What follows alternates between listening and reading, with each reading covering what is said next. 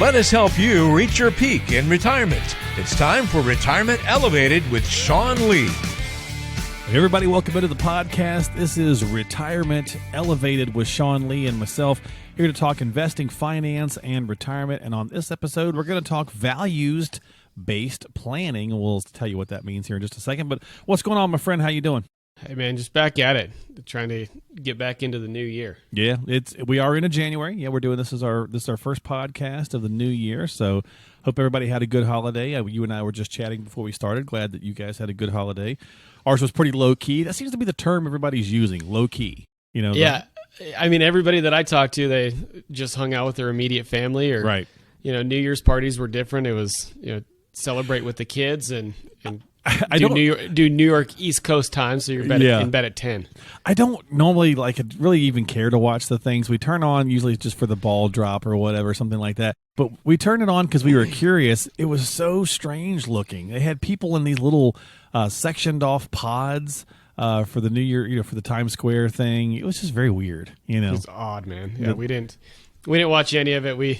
Yeah, I think we did like 10 minutes right as the ball, the final 10 minutes before the New Year kind of thing. Yeah. And then you run to bed. Like, I'm done. Yeah, pretty much. Or find a movie or something, right? Yeah. It was something, it was very strange. So I think, low key or odd is probably how most people describe their holiday this year.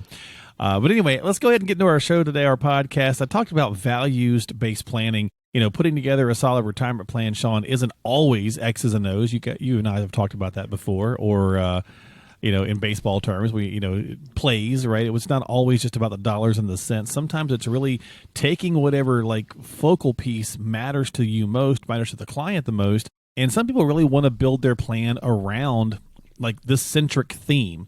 And you could easily say that everybody does that with some of this stuff, but we're going to try to dive into that a little bit more. So I'll just start with the first one, which is family. Now, you might say, well, of course I want to think about my family in retirement, but some people, people more than others, come in and sit down with an advisor and say, look, everything I do with this retirement plan has got to involve my family. And others will say, hey, you know what? They're grown, they're on their own, they're doing their thing, whatever the case is, right? Yeah. Oh, I mean, we look at this, and I actually have been really drawn to this type of planning, this values-based planning. I just read a book. I can't remember the author's name, but it was called Die with Zero. The gentleman who wrote it, he was a hedge fund manager, and he managed well over $1 billion and that's how he made his money. And so it's easy for him to be like, hey, give all your money away, spend everything you have, die with zero. But some of the philosophies and ideas in this book really resonated with me, because he does talk about family. And when you look at family, there's a whole lot of different viewpoints on this. You know what? My kids can fend for themselves. Or I want to give money to my kids when I die. I want to make sure that I pass something on to them. But if you take that a step further in your planning and really look at, what does my money mean to me? What do I want my money to accomplish? What do I want? What experiences do I want to have when it comes to the money that I've accumulated? And look at it really as a way that you can provide for your family and for yourselves, and really create this evolution of wealth, right? And I like that term, when you evolution of wealth. That's pretty cool. Yeah, and I just made that up, so I don't know. Coin it right now, right?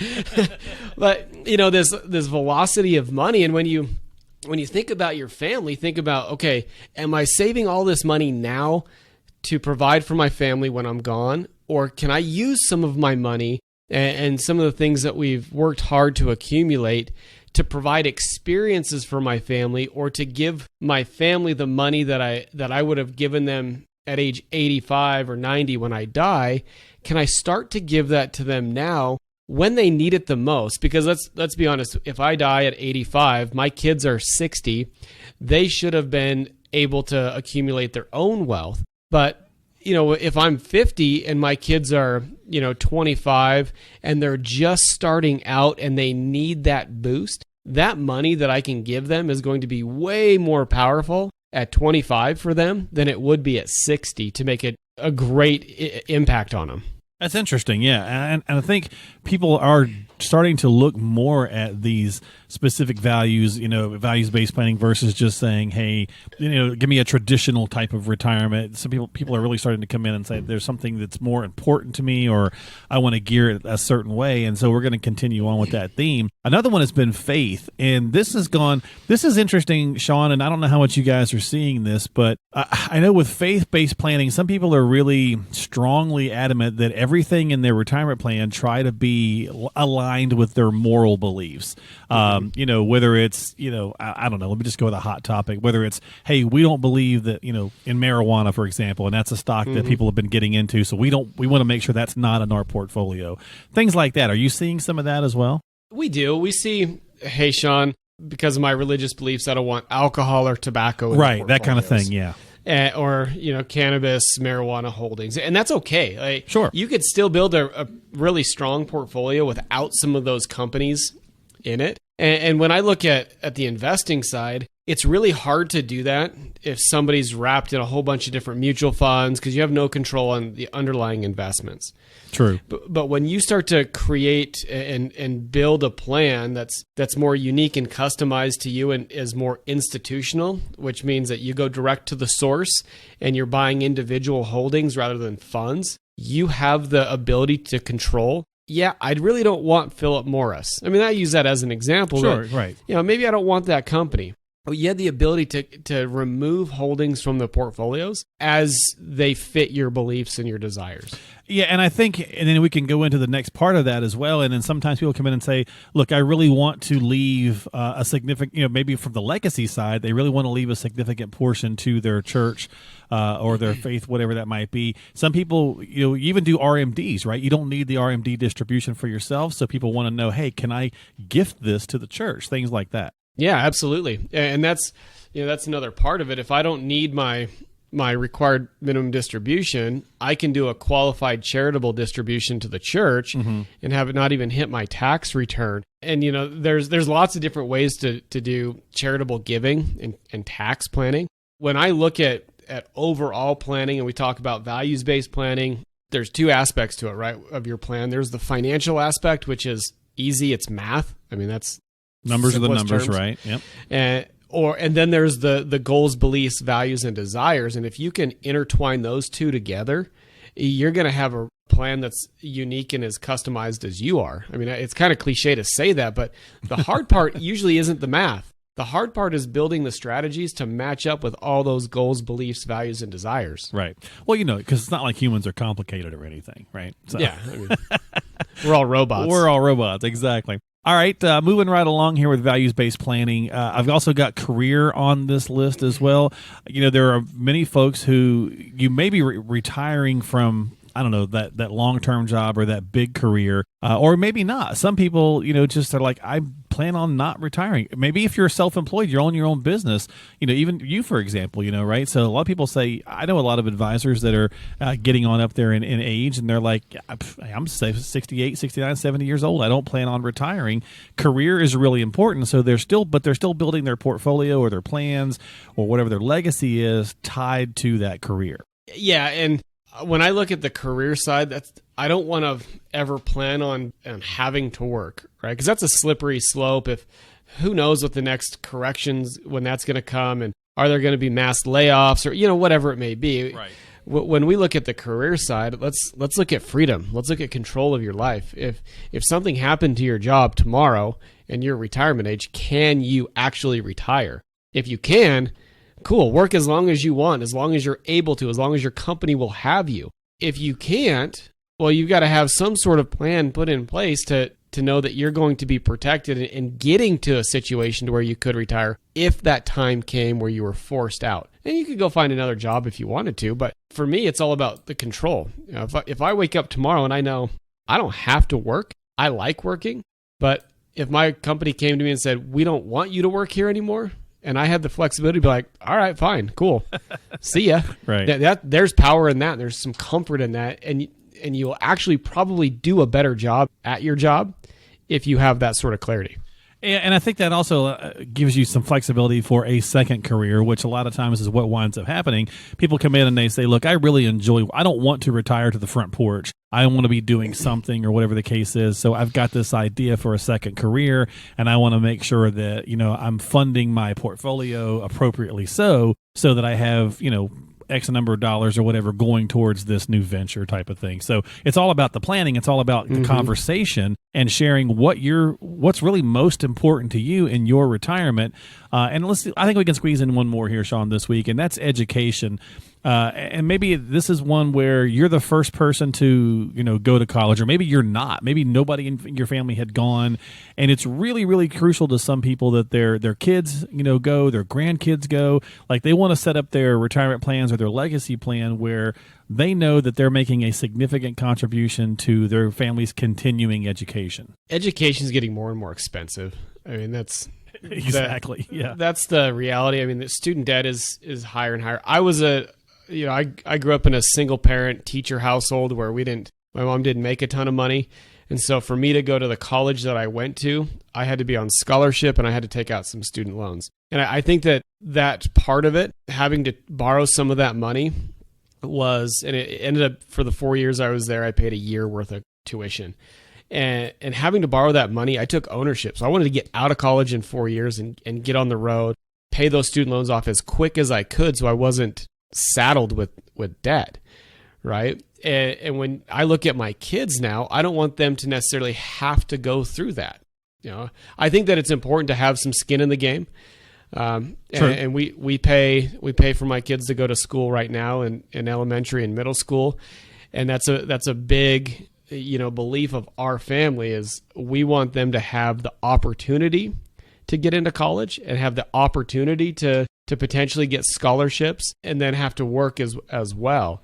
But I think that a lot of families that we see have the same goal in mind. I get questions all the time about what state should we do a 529 plan in? Or how do we set money aside for our grandkids because we're financially stable, our kids are financially stable, but we want to make sure that our grandkids have the ability to go to college or a trade school, or just have a chunk of cash to start their life, like we talked about earlier, and build a business or whatever it may be.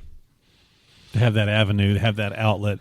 Yeah, and I think, and you mentioned the trade school thing, and that's kind of interesting, and I hope more people do kind of come in with that kind of thought process as well, because we're seeing a real shortage of that, not just in the United States, but actually globally, where for the last, 10 years plus, everybody's put such a focus on going to college, and we've been getting these different things, and the debt is so high. And a lot of times these degrees, unfortunately, just aren't translating to the real world. And there's a real shortage of tradespeople, and that can be a real valuable tool for maybe a grandparent or something to help set something up for a potential child who may not have those aspirations of college. Maybe that just isn't for them, but they're really good with their hands and things like that. The carpentry work. I mean, we built in some custom cabinetry in our house when we built it, and then my wife did a custom dresser for our room. Right. I couldn't believe it fits our room perfectly, and we're gonna have it for 15 or 20 years. Right.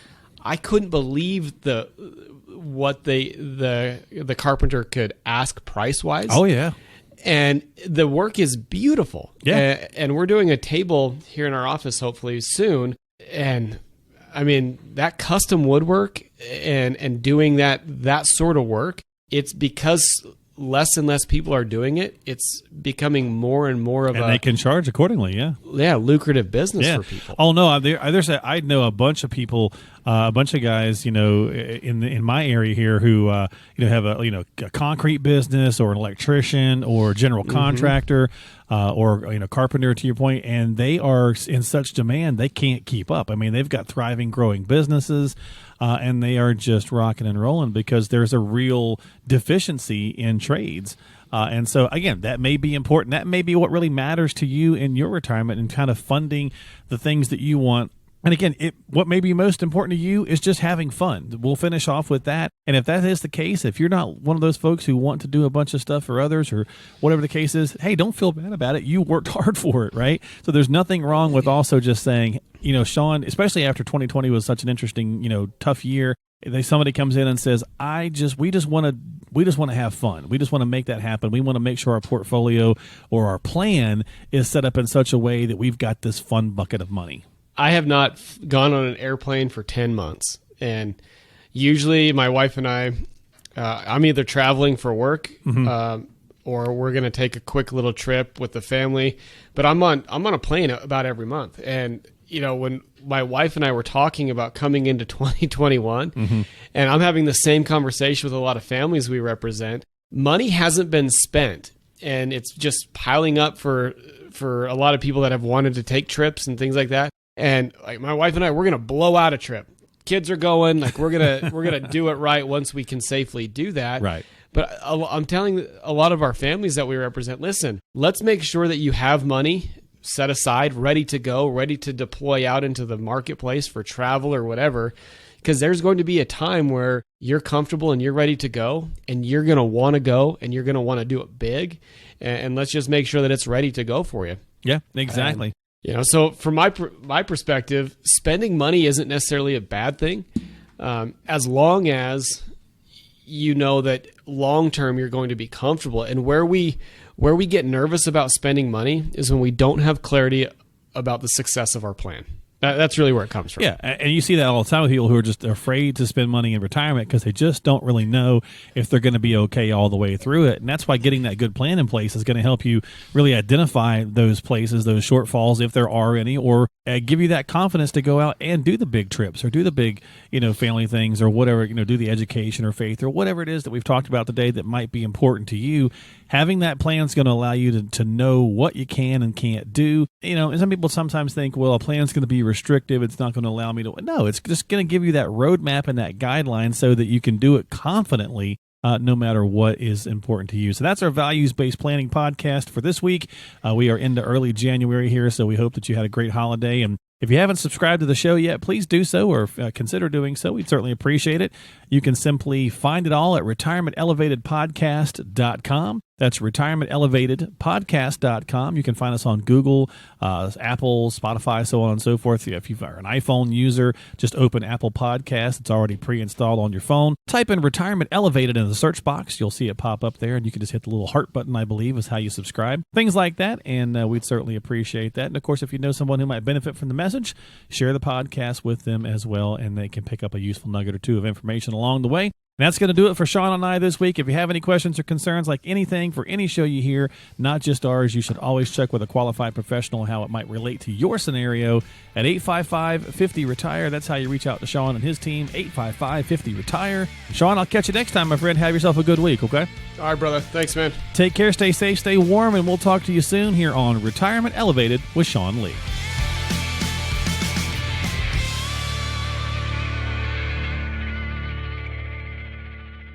Investment advisory services offered through Elevated Capital Advisors, LLC, an SEC registered investment advisor.